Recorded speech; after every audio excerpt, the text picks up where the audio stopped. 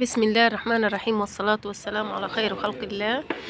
بصوا يا جماعة، عاوزاكي توفري بدل الجنيه 100.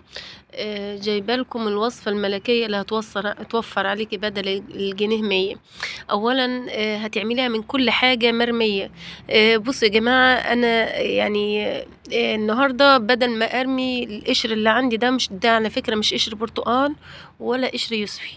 الفيديو ده مجموعة من الفيديوهات هتبقى مع بعض ان شاء الله. ده قشر اللارنج يا جماعة، وبشر اللارنج وقشر الليمون. مجموعة من قشور الليمون أنا كنت محتفظة بيها في الديب فريزر. فأنا عندك قشور برتقال، قشور يوسفي، قشور ليمون. احتفظي بيهم، ده عندك كنز ملهوش حصر ولا قوة زي ما بنقولوا.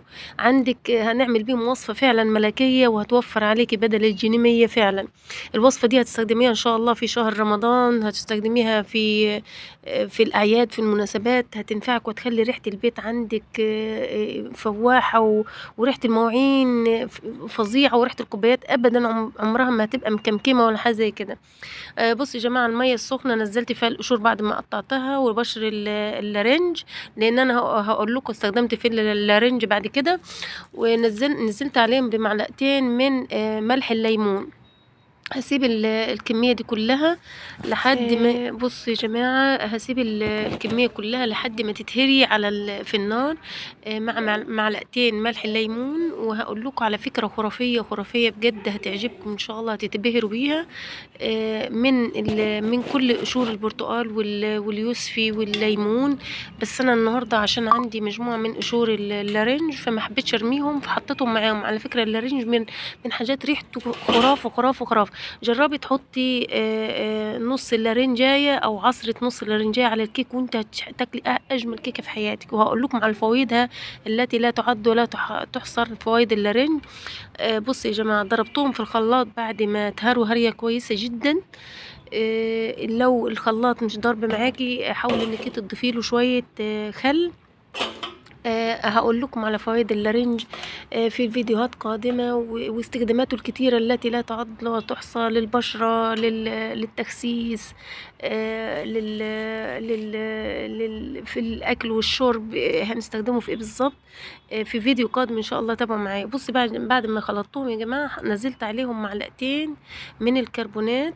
بصي الخليط ناعم ازاي. ومعلش هنا الفيديو مش ظاهر كويس، انا هنزل عليهم تقريبا بحوالي نص كوباية من الخل. نص كوباية الخل دي هي اللي هتعدل معاكي الميلة.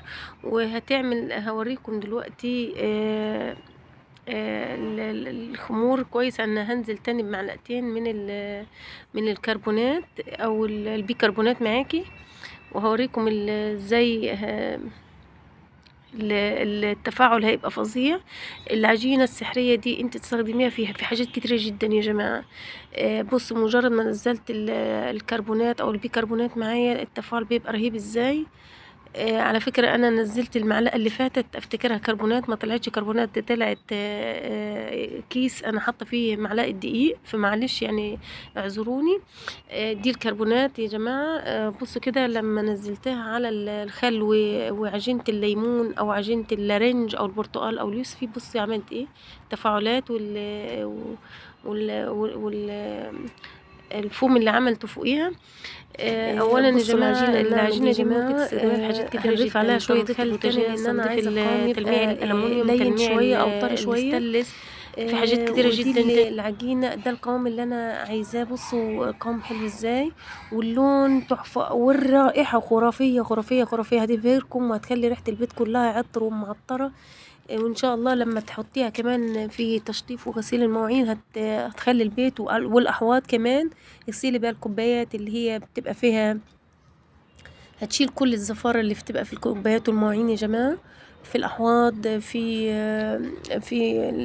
الأحواض في الحمامات. ممكن تحطي منها شوية في البلاعات. يعني عجينة فعلا سحرية وخرافية، وفوائدها لا تعد ولا تحصى. والليمون احنا عارفين، واللارنج والبرتقال قشور وكل حاجة فيه مفيدة، مليان فيتامينات. بصوا، هبتدي طبعا أعبيهم في برطمانات زجاجية. البرطمانات بصي عبيه، حاولي انك انت تعبيهم في برطمانات صغيره، لان انا مش هسيبها بره التلاجة يا جماعه. العجينه دي انا احطها في الديب فريزر، وفقد البرطمان اللي انا هستخدمه هو اللي احطه في التلاجة عشان ما تبوظش معايا، لانها عجينه قيمه جدا وفعلا تعتبر عجينه ملكيه يعني. بصوا الجمال والسحر فعلا تحسوها، ونزلوها مع البريل يا جماعه، حطوها مع البريل. لما تيجي تغسلي المواعين او مع تنظيف المواعين او المطبخ او الحمامات، تحطي جزء منها او معلقه منها على البريل، وهتلاقيها يعني ساحره ان شاء الله، هتبهرك. انا هعبيها في البرطمانات بس اما تبرد، يعني ما اعبيهاش وانا سخنه. وهقول لكم بعد كده حاولي انك انتي تحتفظي بيها في الديب فريزر. بس الكميه اللي انا هستخدمها هي اللي هخليها في التلاجة في الرف التحتاني. وهعبي الكمية كلها. اتمنى في نهاية الفيديو يا جماعة بصوا الفيديوهات القادمة انا جايبه لكم حاجات حلوة جدا جدا ان شاء الله هتعجبكم لشهر رمضان المبارك واللي هي السنة الهجرية الجديدة. حاجات حلوة قوي، استخدامات اللارنج وفوائده الرهيبة.